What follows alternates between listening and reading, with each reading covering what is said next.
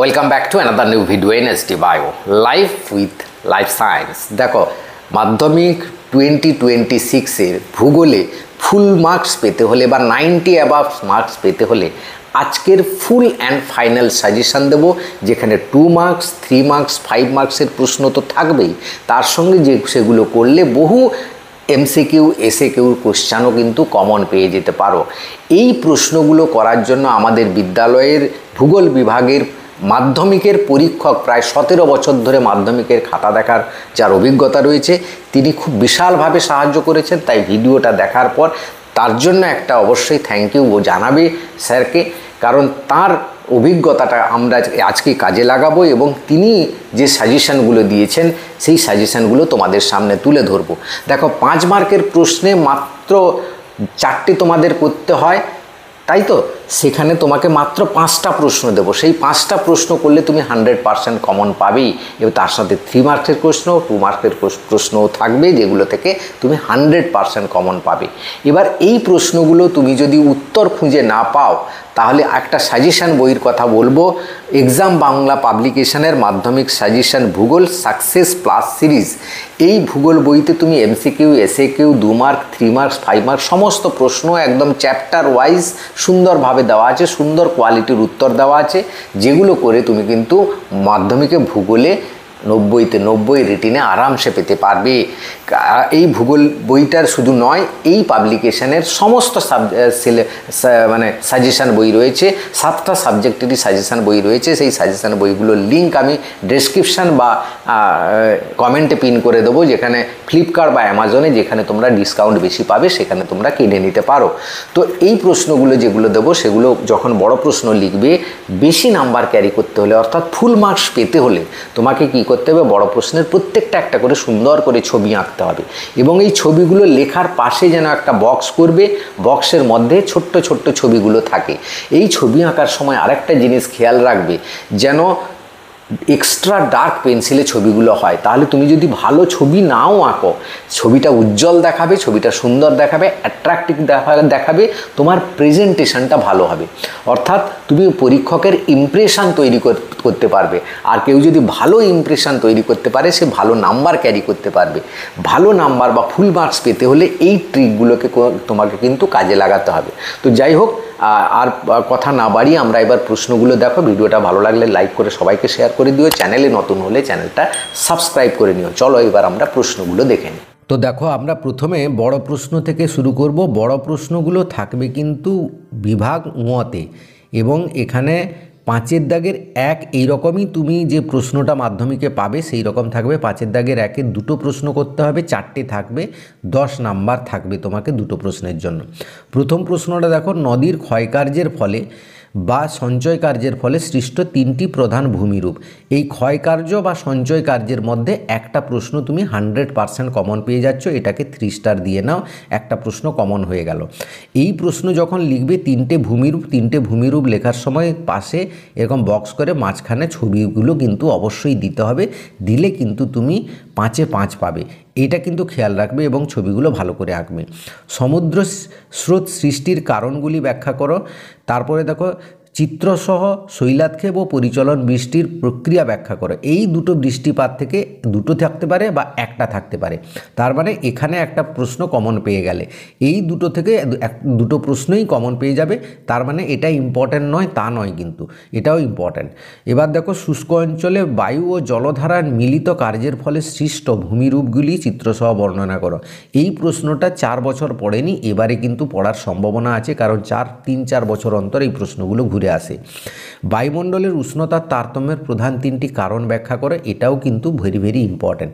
এই 3টে করলে তুমি 2টো প্রশ্ন অবশ্যই কমন পেয়ে গেলে। এবারে দেখো, সবগুলো কিন্তু করবে ভালো করে 100% শিওর হওয়ার জন্য। বিভাগ থেকে আরেকটি দাগ থাকবে, 5-এর দাগের 2, সেখানেও 2টো প্রশ্ন করতে হবে, 4টে থাকবে, এখানেও 10 নাম্বার, তাহলে 10-20 নাম্বার তোমার হাতের মুঠোয় এসে গেল। এবার দেখো, এখানে গিয়ে মধ্য পূর্ব ভারতে লৌহ ইস্পাত কেন্দ্রের একদেশী ভবনের কারণগুলি ব্যাখ্যা করো।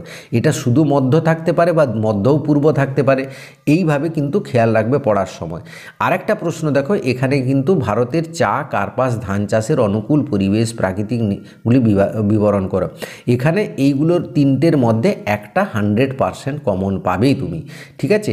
তো এখানে একটা কমন পেয়ে গেল। তা ভারতের জনসংখ্যার অসম বন্টনের 5টি কারণ উল্লেখ করো, ভেরি ভেরি ইম্পর্ট্যান্ট। দক্ষিণ ভারতের হেক্টর প্রতি অধিক চা উৎপাদনের কারণ ব্যাখ্যা করো। এই চা যদি এখানে থাকে, এই রকমভাবে চাটাও থাকতে পারে, এটা কিন্তু খেয়াল রাখবে। ভারতের নগর গড়ে ওঠার 5টি কারণ উল্লেখ করো, এটাও ইম্পর্ট্যান্ট প্রশ্ন, বহুবার এসছে। এবং ভারতে মোটর গাড়ি নির্মাণ শিল্পের দ্রুত বিকাশের কারণগুলি, এটাও কিন্তু ভেরি ভেরি ইম্পর্ট্যান্ট। তো এই রকম বেছে আমি মোট 5টাকে বললাম, যেটা তোমাদের জন্য করলে সেখান থেকে 4টে কমন পেয়ে যাবে। তবে 100% শিওর হতে হলে তোমাকে সবগুলো একটু দেখে রাখতে হবে। এবার ঘ বিভাগ দেখো, তার উপরে থাকবে ঘ বিভাগ। এখানে 4টি প্রশ্নের উত্তর করতে হবে, প্রত্যেকটা অথবা থাকবে, এবং এখানে 3 নাম্বার করে 4 3 12 নাম্বার। এই 3 মার্কের প্রশ্নগুলো কিন্তু যে পুরোপুরি কমন পেয়ে যাবে সে কিন্তু ছক্কা মারবে। তো এই প্রশ্নগুলো কিন্তু সবগুলোই কিন্তু ভেরি ভেরি ইম্পর্ট্যান্ট, এগুলো একটাও বাদ দেওয়া যাবে না। উষ্ণ মরু অঞ্চলের বায়ুর কার্যের প্রাধান্য দেখা যায় কেন ব্যাখ্যা করো। ভারতের পশ্চিমী বাহিনী নদী বদ্বীপ সৃষ্টি করেনি কেন ব্যাখ্যা করো। বর্জ্য ব্যবস্থাপনায় 3টি প্রয়োজনীয়তা উল্লেখ করো। বর্জ্য ব্যবস্থাপনা শিক্ষা দিতে 3টি ভূমিকা সংক্ষেপে লেখো। এই বর্জ্য থেকে প্রতিবারেই একটা প্রশ্ন থাকে, তাই যেগুলো পড়ে গেছে সেটা বাদ দিয়ে এটাকে দেওয়া হয়েছে। এবার দেখো, ধাপ চাষ ও ফালি চাষের মধ্যে পার্থক্য লেখো। সুন্দরবন অঞ্চলের জলবায়ুর পরিবর্তনের 3টি প্রভাব সংক্ষেপে লেখো। গাঙ্গেয় সমভূমিতে জনঘনত্ব আধিক্য কেন সেটা, এবং ভারতের অরণ্য সংরক্ষণের 3টি পদ্ধতি আলোচনা করো। ভূ বৈচিত্র্য সূচক মানচিত্রে ব্যবহৃত বিভিন্ন ধরনের স্কেলের উল্লেখ করে, এটা কিন্তু ইম্পর্ট্যান্ট রয়েছে, ইম্পর্ট্যান্ট সবগুলোই রয়েছে। দেখো এখানে কোনো সাজেশান হবে না, সবগুলোই করতে হবে। ভরা জোয়ার মরা জোয়ারের তুলনামূলক আলোচনা বা পার্থক্য থাকবে। খারিফ শস্য জাইদ শস্যের পার্থক্য লেখো। এই 11টা প্রশ্ন তুমি যদি করো, তাহলে এখান থেকে তোমার 4টে কমন হয়ে গেল। এবার দেখো, ঘ বিভাগের আরও কিছু প্রশ্ন রয়েছে 100% শিওর হওয়ার জন্য। দেখো, পূর্ণিমা অপেক্ষা অমাবস্যায় জোয়ার তীব্রতা বেশি হয় কেন? জোয়ারের সুফল বা কুফল বর্ণনা করে, এরকম একটা প্রশ্ন ঘুরিয়ে ফিরিয়ে আসে। নদী উপত্যকা হিমবাহ উপত্যকার 3টি পার্থক্য, এটা 3 মার্কের প্রশ্ন আসে, বা এটা 5 মার্কের সঙ্গে এটা জুড়ে দিতেও পারে, তাই এই প্রশ্নটা ভালো করে রাখবে। এবার আসি, দেখো তার উপরে থাকবে গ বিভাগ, যেখানে 2 মার্কের প্রশ্ন থাকবে, 6টা 12 নাম্বার থাকবে সেখানে। এখানেও একটা কিন্তু বাদ দেওয়া যাবে না, প্রতিটা কিন্তু ইম্পর্ট্যান্ট রয়েছে, সবগুলো ভালো করে করবে। যেমন এক হচ্ছে বৈপরীত্য উষ্ণতা কাকে বলে। আন্তঃক্রান্তীয় সম্মিলন অঞ্চল বা ITCZ বলতে কী বোঝো। তেজস্ক্রিয় বর্জ্য কাকে বলে। মালনাদ কি। দুন বলতে কী বোঝো। আপেক্ষিক আর্দ্রতা কি। পর্যায়নের সংজ্ঞা দাও। এবার দেখো, বিশুদ্ধ কাঁচামাল বলতে কী বোঝো। হিমপ্রাচীরের সংজ্ঞা দাও। কম্পোস্টিং বলতে কী বোঝো। শিকড় আলগা শিল্প বলতে কী বোঝো। এইখানে গতবারে একটা প্রশ্ন হয়েছিল, অনুসারী শিল্প বলতে কী বোঝো। মজার কথা বলি শোনো, অনুসারী শিল্পে লিখেছিল মাধ্যমিকে, সে খাতা আমি দেখিয়েছি, ভাইরালও হয়েছে ভিডিওটা। যে অনুসারী শিল্প উদাহরণ দিয়েছে যে মদের দোকানের পাশে একটি চাটের দোকান, এইটাকে বলা হয় অনুসারী শিল্পের উদাহরণ। বেশ মজার কথা লিখেছিল কিন্তু। জিও স্টেশনারি উপগ্রহ বলতে কী বোঝো, এটাও কিন্তু ইম্পর্ট্যান্ট আছে। দূর সংবেদনের সংজ্ঞা দাও। লোয়েস কি। কঠিন বর্জ্য কাকে বলে। এবার দেখো, ধারণ অববাহিকা কি। ইউট্রপিকেশন বলতে কী বোঝো। বর্জ্য ব্যবস্থাপনার প্রয়োজন হয় কেন, সে এখানে 2 নম্বরে আবার বর্জ্য আসছে। বানডাকা কি। জৈব ভঙ্গুর ও জৈব অভঙ্গুর, এটা অভঙ্গুর হবে, ঠিক আছে। জৈব অভঙ্গুর বর্জ্যের মধ্যে পার্থক্য লেখো বা বলতে কী বোঝো, এরকম উদাহরণ দিয়ে করবে। GIS বলতে কী বোঝো। ডিগ্রি সিট কি। পিক্সেল কি। ধারণযোগ্য উন্নয়ন বলতে কী বোঝো।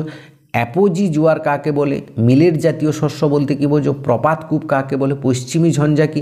তির্যক বালিয়াড়ি আর অনুদৈর্ঘ্য বালিয়াড়ির সংজ্ঞা দাও। উত্তর দক্ষিণ করিডোর বলতে কী বোঝো। এই কটা প্রশ্ন করলে কিন্তু তুমি 100% কমন পাবে, গ্যারেন্টি দিয়ে বলছি। এই প্রশ্নগুলো ভালো করে যাও, 90% পেতে কিছু আটকাবে না। বাকি এবার MCQ SAQগুলো ভালো করে করবে, এবং এই যে বড় প্রশ্নগুলো যেগুলো বললাম, এখান থেকেও বহু MCQ SAQ কমন পাবি। তো এই ছিল আজকের ভিডিওটা ভালো লাগলে সবাইকে শেয়ার করে দাও, সবাই যাতে উপকৃত হয়। Thank you for watching.